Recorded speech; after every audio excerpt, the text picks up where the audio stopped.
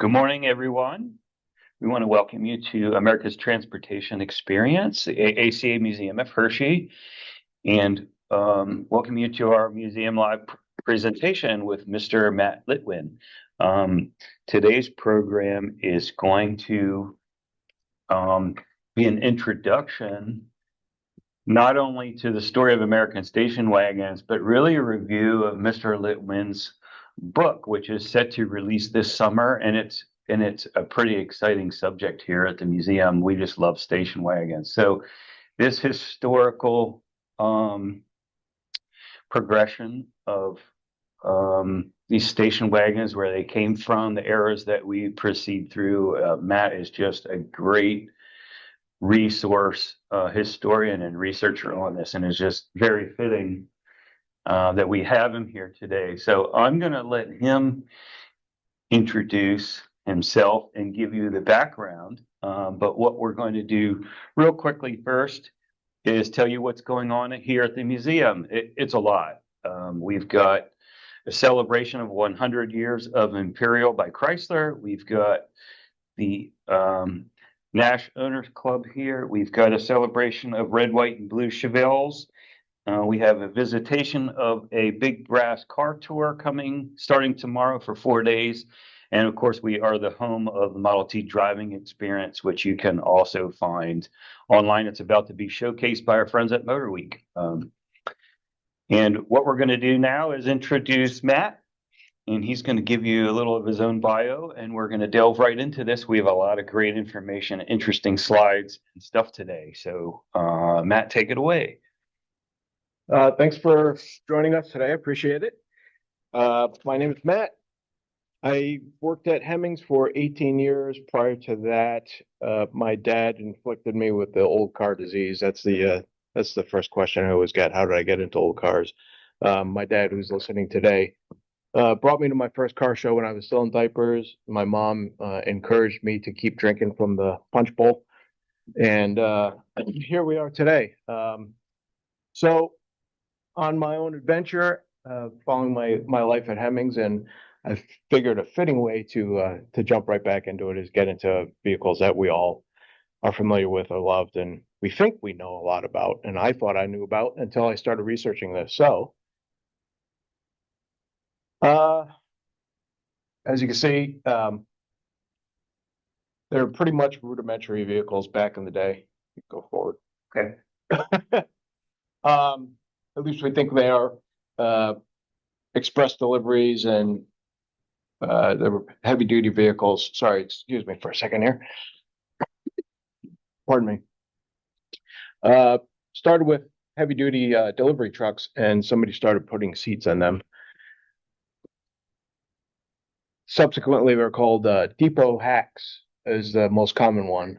Where that comes from, it's divided into two words, really. The depot is pretty much self-explanatory. Train depots, whereas hack was the English word for hackney.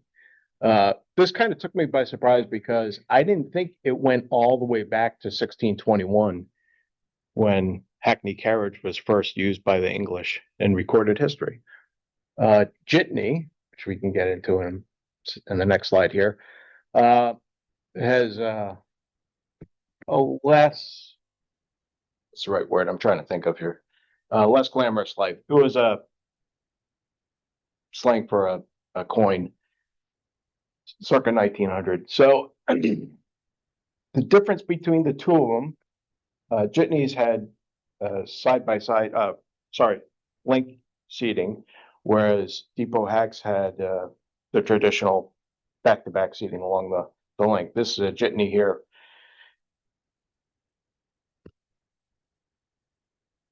According to some published reports, a Rapid was the first vehicle self-propelled in 1899 to be considered what we would call a station wagon today. It was a depot hack. As you can see up in the upper right-hand corner, it was truck-based. It had seating 6-8 rows. No, I'm sorry, not 8 passengers. Pardon me. Rapid could hold according to their advertising, 12 to 25 people. Station wagons, by rule, at today's definition, is a maximum of 10 passengers. So they bordered on bus back then. The Grabowski brothers founded Rapid. Sorry, I'm basing this all on memory. Their company was founded in 1902, but whether or not it was the first vehicle from 1899 is still a question I haven't quite figured out yet. It may have been a prototype.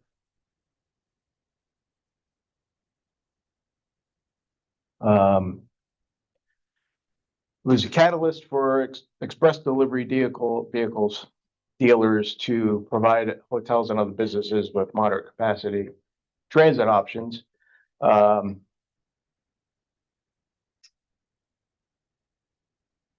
me. Okay. Okay, collecting this stuff here. Throughout the 1900s, other manufacturers started probing the arena. So big companies that we think of today who really set the tone for the automobile industry. Duryea, for instance, was one. Maxwell was another. Maxwell sold a trio of vehicles to Tuxedo Park in New York. And they were known as Tuxedo Park Depot Hacks, I believe. A fitting name. Logan, a lesser known vehicle.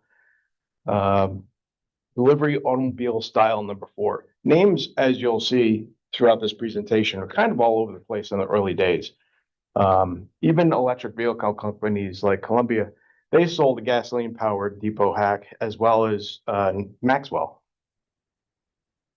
By 1910, the depot hack in Jitney was segueing away from niche to viability as far as a vehicle. Buick was one of the first big companies to really jump in it. By 1910, they had introduced this delivery car, which became the basis for the 1910 commercial truck. And this is kind of an interesting fact. Yep, they're fine. You can go ahead. It's kind of interesting that up through this time, depot hacks and jitneys were all based on commercial vehicles. They were not based on automobile chassis as we know them. So the Model 2A truck, also known as the Model 2, was the foundation for all of Buick's commercial vehicles, including express delivery, a paddy wagon, a wrap body, panel delivery. They were the largest supplier of vehicles to the Saturday Evening Post in 1910. It also served as the motor bus. An example here, Special Old English Bus is the caption on that from the commercial cars catalog, which came with pneumatic tires, which was unusual for the time in a truck chassis, as well as a luggage rack up top. It also had a rear entrance door and an electric dome lamp, which was probably unusual for the era. You'll also note it was chain driven. The same year they introduced the Stage, was a depot hack style, could take up to 5 drivers, and they also 2 years later had the Wagonette and Express. I take that back. It was jitney styled, as you can see, passengers facing each other along the length of the chassis. But it had a duck top canopy and roll-up side curtains. In theory, it was designed to keep everybody, including the driver, out of the weather. This was what I found fascinating. A lot of people think that the Model A Ford was the first station wagon, but in 1911, Pierce Arrow had introduced a station wagon, first company that I've been able to determine that actually used the name station wagon in factory catalog, and that was 1911.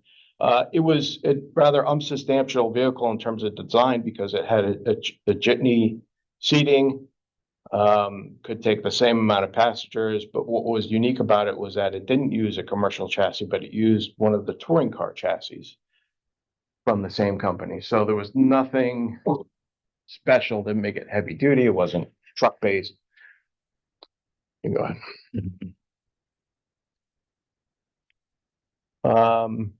Let's see. Coach builders. By the 1910s, they were starting to be a heavy influence in the design of vehicles in terms of body work and whatnot. Model T, for instance, was probably the best example of that. Go ahead. Okay. I brought that up. Can we go back for a second? I apologize. I bring it up because the coach builders really stepped in. Manufacturers were not spending money building depot hack and jitney body styles. It was what would happen where companies would send out strip chassis to coach builders who would then add their own body work, send them directly to dealers, and then they'd be sold through the dealership network. To make it cost effective, you can go forward. Companies would contract out with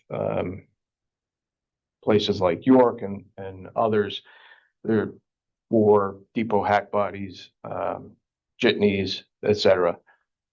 Ford had many agreements with companies, and this kind of surprised me.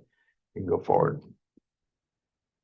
The three big ones were Siemens, Sawton, if I'm pronouncing that right, and York, of course. You can go forward. But you can add to that list all of these companies as well: Columbia, Cotton, Galvin, JT Cantrell, Mifflinburg, and so on. It was probably a much bigger list if you were to find all the one-offs that were done for Ford, etc. What that did was it allowed Ford to send out not only the Model T in mass quantity, but also start to dominate the depot hack market, probably inadvertently, I guess, if you will, because none of them were sold through traditional catalogs. They were all dealer network. Other companies started jumping in, including Chevrolet, Essex, Maxwell, as we mentioned before. But again, here again, you can see the different names. Chevrolet used Suburban as their name. Maxwell used Beverly. Trying to think if there was another one in here somewhere, but let me move forward. Another company that jumped in, so to speak, was Dodge. This vehicle was on display, or is usually on display here at the museum. It's a fascinating vehicle that I just had to start with when this book came into fruition.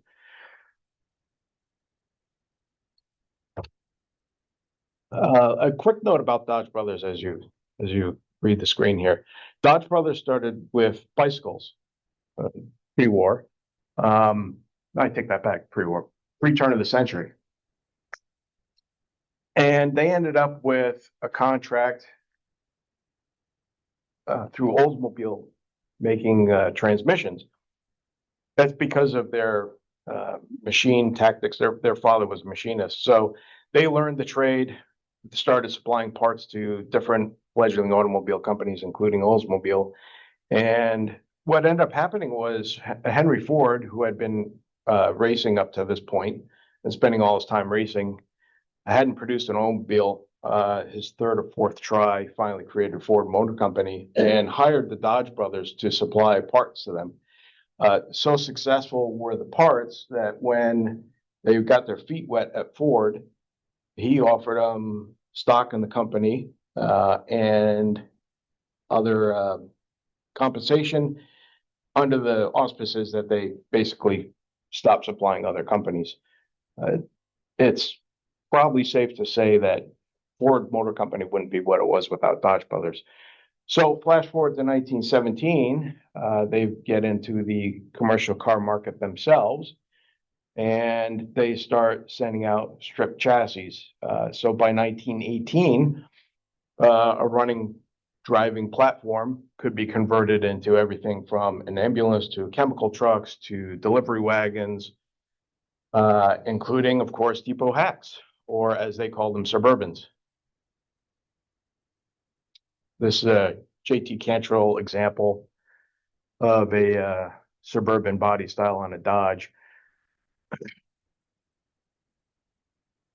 The one on the floor is a 1925, I believe. I'm trying to remember, 24, 25. The plaque on it is actually a year off. It was restored by a gentleman out of Alabama. He found it in New Jersey in a field, and by all accounts, it was supposed to have been left there. The interesting thing about this is that what he did when he restored it is he saved whatever wood he could use as a template. You can go ahead to the next one. And recreate basically all the bodywork. It was a love affair for a vehicle that's not worth very much, but it was very significant to Dodge history. What was missing off of it was the body tag. All depot hacks and jitneys at one point or another had a, especially from a reputable company, had a body tag who made the bodywork. And in this case, it was long gone. It was missing. So they have a fair idea that it was probably a Cantrell design based on what he had salvaged when he pulled it from a field. A lot of credit to that information that's in the book, and it's very detailed, goes to Doug Walters. He was a tremendous help to me when I got to this fascinating part of Dodge history. And like I said, there's a whole chapter devoted to just this car and its history. So the next significant jump in the 20s was from a little known car company called Star, unless you're into the automobile industry, which was created by William Durant. It was part of Durant Motors. In 1920, Dodge Brothers had dealt with the loss of both its founding companies, and Durant had been kicked out of General Motors a second time. So he was left with two options. Do I just quit outright or do I start fresh? So he decided to start fresh. Thanks to some investors, to $5 million, he created a second empire. It was based on, as what GM had been, with the efforts put together by Albert Pope, Colonel Albert Pope, another fascinating read on its own. One of the chief vehicles, of course, was Durant, the self-named car. And then right after that, he introduced the Star automobile, which was designed to compete against the Model T. With it were a series of vehicles, the traditional type. You had touring cars, you had sedans, four altogether, I believe. To the tune of somewhere close to, and the number is up for debate, even internally to the club, somewhere between 75 to 100,000 cars in the first year of output, which is for 1920 standards pretty big, especially considering that Model T was going out by the hundreds of thousands every year. So if you think about that price point, it was an assembled car. If anybody doesn't know what that means, it's instead of it all being, the engine was created in the assembly line, or at the factory rather, the frame was cast there, et cetera, et cetera. Everything was purchased for the car and it was assembled at the assembly line. It helped shave costs in terms of manpower and hours at the factory. And in one aspect that did keep the price points down. So here's a short list. For example, the engine came from Continental, transmission was from TM Warner, Timken supplied the differential, et cetera, et cetera, et cetera. None of it was actually specifically Durant made. With the Star came the first station wagon built on a factory assembly line. It's pretty interesting in that it wasn't Ford who did it first. It was Durant through his Star.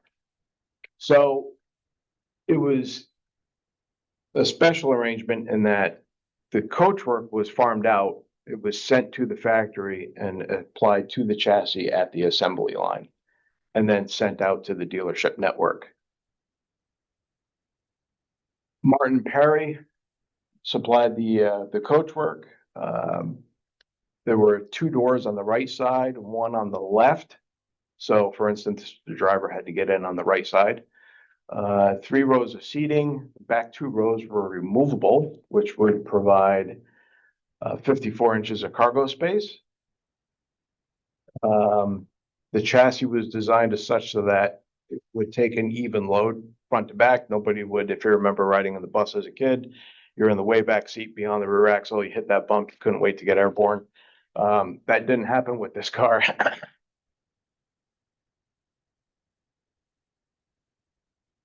The chassis itself had a tubular backbone, they called it. It's item number 10 on the board there. It was supposed to help stiffen the frame and protect the vehicle occupants from shock and road surface imperfections. The depot hack, or I should take that back, the station wagon was priced at $610, just 35 less than the four-door sedan.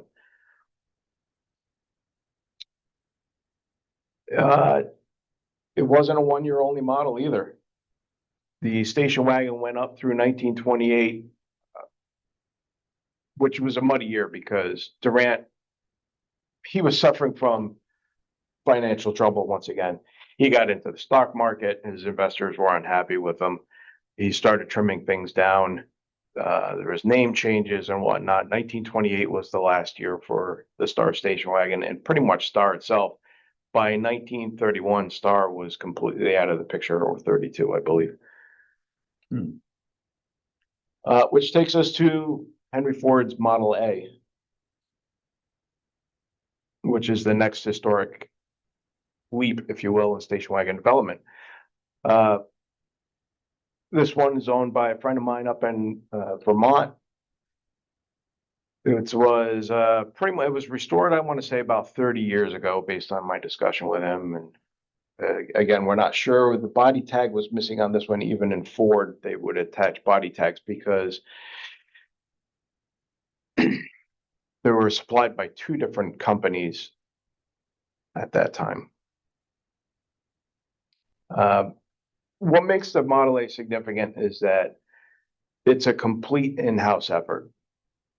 Briggs and Murray were both under Ford's umbrella at that time, even though they were technically separate companies. They both had exclusives through Ford.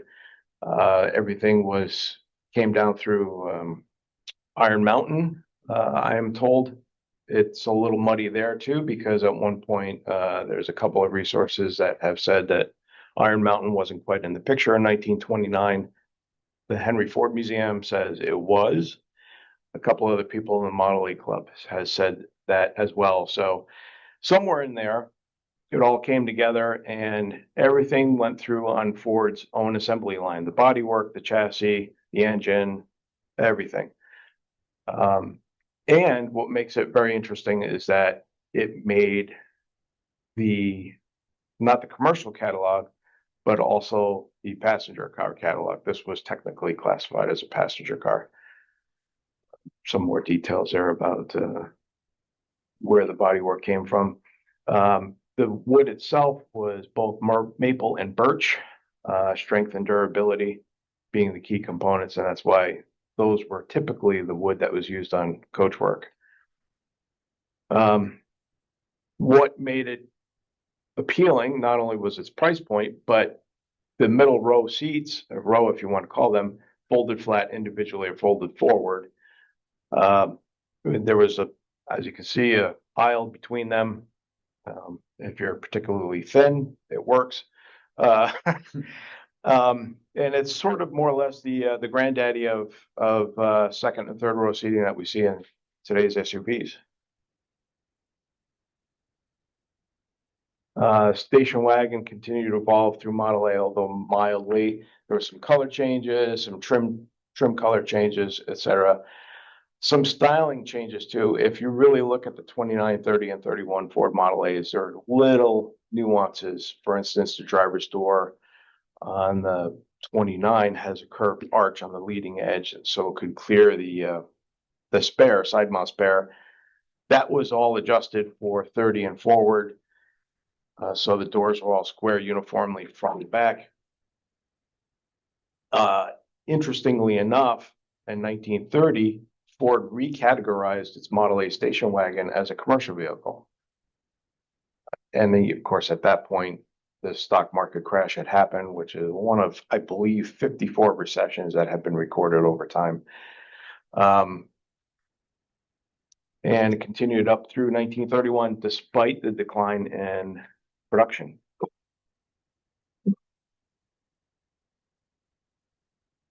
So the 30s, this is a Chevrolet station wagon, incidentally. I saw a Hershey a few years ago, more than a few years ago, really. God. 30s was sort of a downtime, not only for vehicle production, but it really affected the third-party coach builders. Small ones were starting to disappear. The companies retracted from producing more and more expensive vehicles without stating the obvious.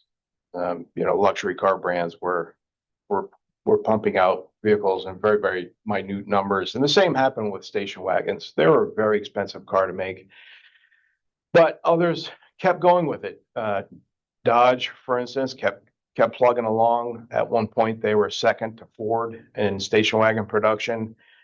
Chevrolet kept going. They were producing on a commercial car chassis with bodies by Springfield, Hercules, Mifflinburg, Springfield were still going strong. Other companies tickled with the station wagon market. Here's a Packard, for instance, at the top of the page, sporting Baker coachwork. Chrysler had some, Cadillac had a couple of one-offs, and again, all third party. There's a nice close-up of it. So you get the defining Packard lines throughout, and Baker really kind of carried it forward, if you will, or to the back. Let's see. DeSoto was playing with it by the mid-decade with the station wagons, I should say. Chrysler Corporation. I should go back to Cadillac very quickly. Had a couple of one-offs. You don't see them at all. I don't know if any actually even survive. There's a couple out there. There's a couple out there. Okay. Plymouth, Winchester Suburban jumped into the market. Winchester semi-sedans. Pretty much Ford and Chrysler Corporation were the predominant automakers until late in the decade when the recovery really started to happen. So Chevrolet, again, Suburban, specifically their carryall was very popular. GMC jumped in. Studebaker, U.S. Body and Forging. By the late 30s, U.S. Body and Forging was a real standout in the industry. Pontiac jumped in 1938 as well. Their first factory cataloged station wagon. That's right out of the dealer brochure right there, that picture. Another museum car here, 1941 Mercury. First year that Mercury put out a station wagon, again, factory effort. And as we'll go on the next slide, Ford, interestingly enough, if anybody doesn't know, was facing a $500 disaster in 1938. And it doesn't sound like a lot of money, but go to the next slide. I love it when you say, when you see on social media, particularly today, times were better then.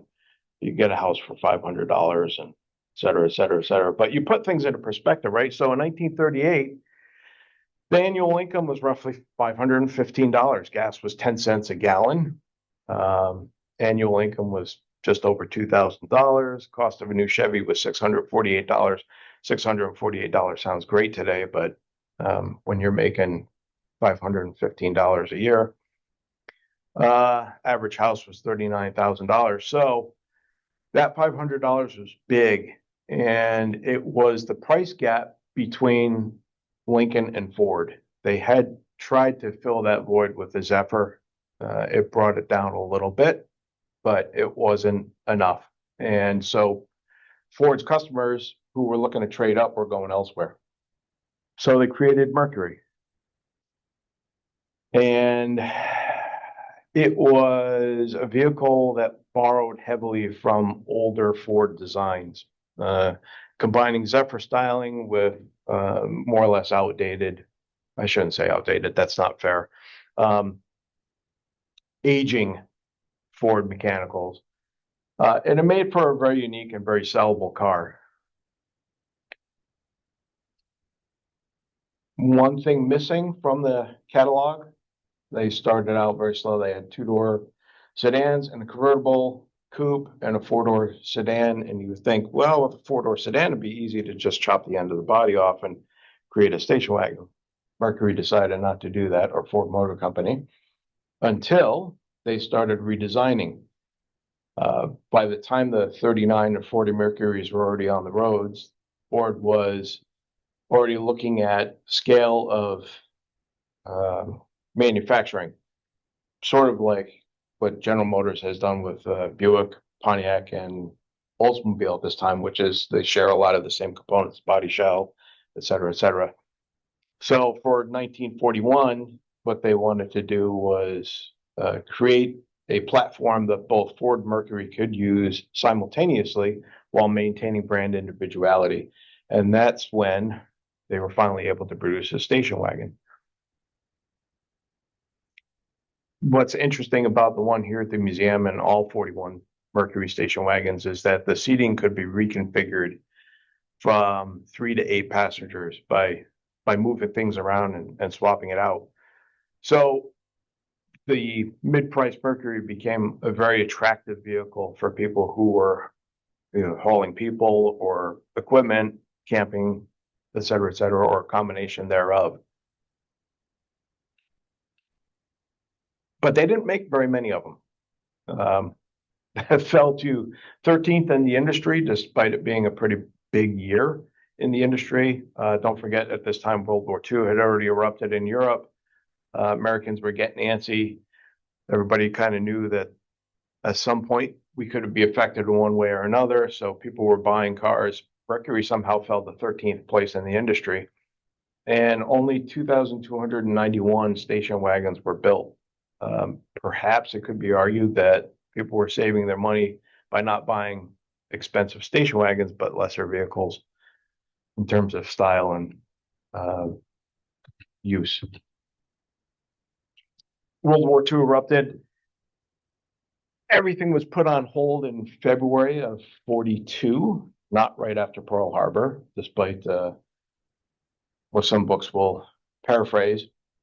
And everything was mothballed until mid 1945, when it was pretty clear that the war was going to be over soon. So everything was swapped back over from war production to civilian automobile production.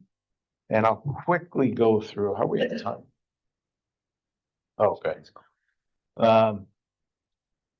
Into post-war production, which is where I think a lot of people's hearts lie in terms of memories and the good times, and it was a boom economy. So let's see. This vehicle, we go back. Sorry. Oh, no worries. So by September, everything was really ramping up. Lightly used tooling from 1942 was going out to meet demand. Very quickly, a side note here. Most manufacturers stayed with the bread and butter designs that had kept them afloat during the recession. So two-door sedans, four-door sedans, the convertibles were still produced, but they were more of a halo car. And then as soon as the first batches of cars went out, they started getting back into station wagons. This is a 48 station wagon, Buick Roadmaster based. It's here at the museum as well. This was restored a few years ago by Doug Mock out in Indiana, I believe.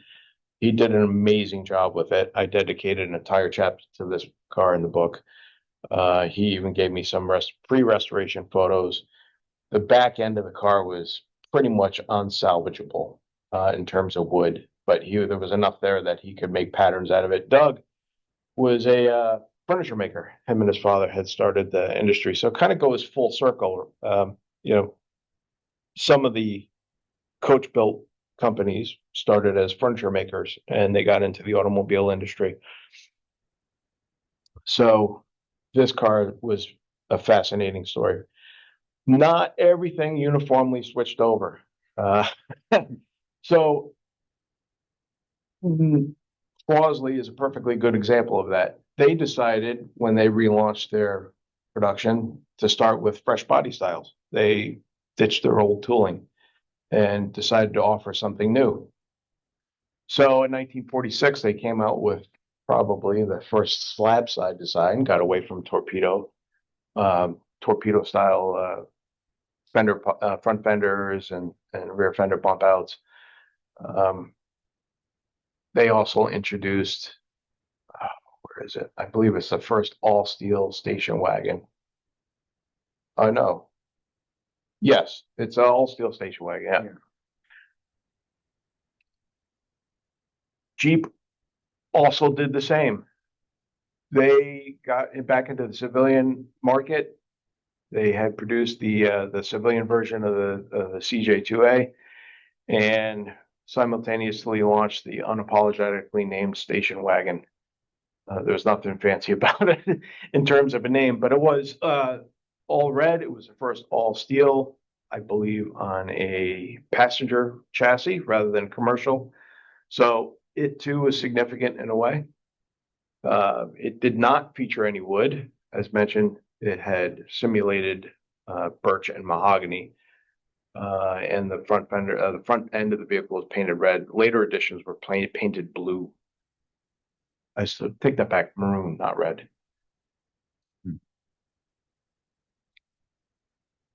After 48, the first true post-war designs by the manufacturers came out. Major manufacturers actually started in 48.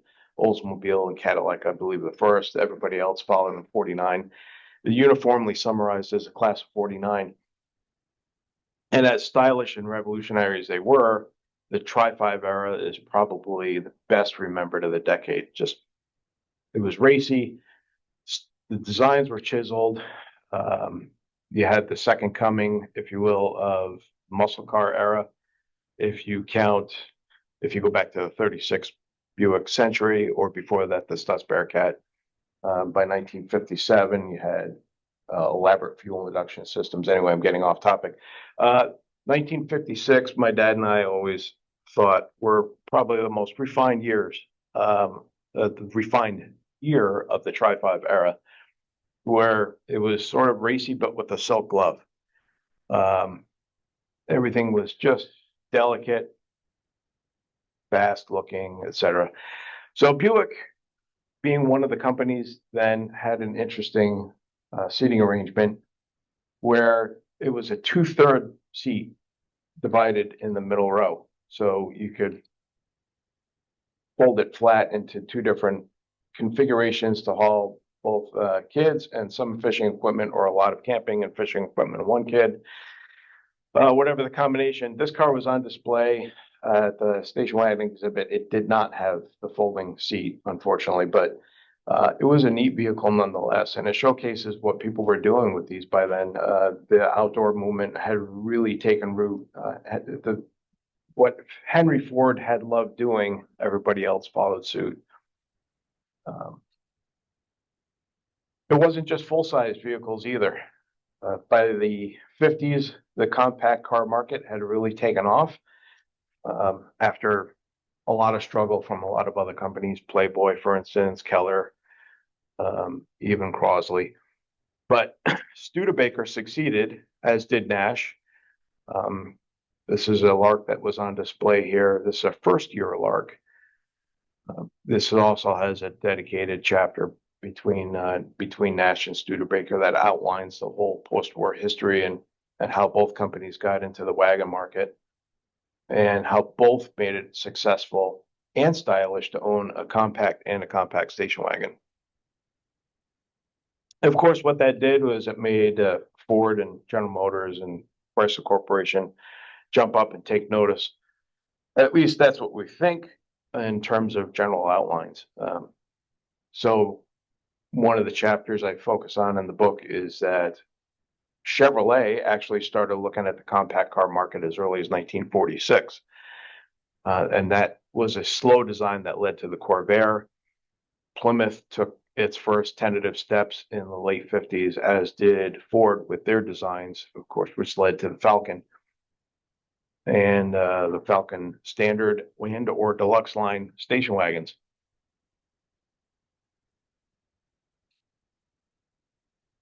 General Motors took a slightly different approach, or I should say the rest of General Motors, the BOP, Buick Pontiac, they came out with their sort of compacts in 1961, 62, and 63.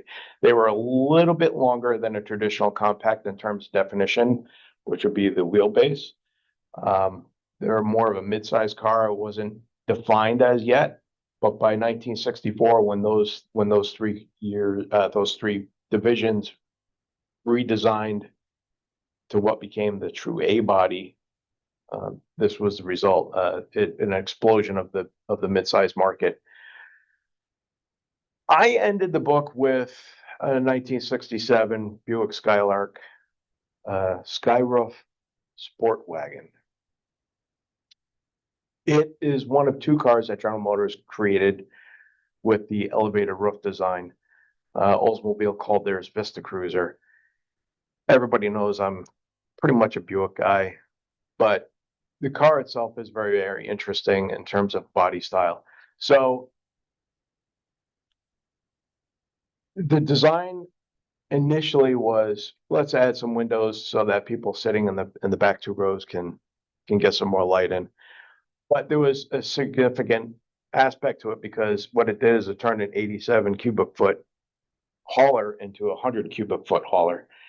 Just bumping up the roof that much and providing some extra glass made the difference. And if we go back to that one, like zoom in, yeah, it's cool because I never noticed it before. You have those windows up forward. If you go to the next slide, right below those windows are sun visors. And it's something I never noticed before until I was photographing this car, which brings me to an interesting point. It reminded me that as I photograph car, get down low and take a look at things, because it's a different perspective all the time and you see something new. So those were put in there to act just like a sun visor would on a regular front windshield. Somebody sitting in the middle row or the back row, all of a sudden they get a face full of sunset. They'd like to be able to continue seeing forward. So I left it at 67 because after that, the station wagon popularity skyrocketed, and there were some other aspects of the wagon market that deserved a second story, or a second part to the story. And it made me think that, well, I missed some stuff. There were some other designs of the 50s and 60s. People may recall a particular Studebaker, for example. And there was different tailgate designs of the 70s and the changing face of the industry by the 80s. So that will be a part two coming up in another edition. It's a very quick overview. Apologies for the stumbles at the beginning, but I'd like to thank the museum, the staff, all the volunteers here who have been so kind to provide me access to many of the vehicles that are seen on this display and the contents of the book. And if anybody has any questions, please feel free. So when is the date that this all comes out? The date, I'm looking at summer. I was hoping to have it ready by now, but it's in the design phase and layout configuration, also a final edit, because I've read it 3 or 4 times through and the words start to bleed together a little bit. I want to make sure that all my I's are crossed and my T's are dotted. If you catch that play on words.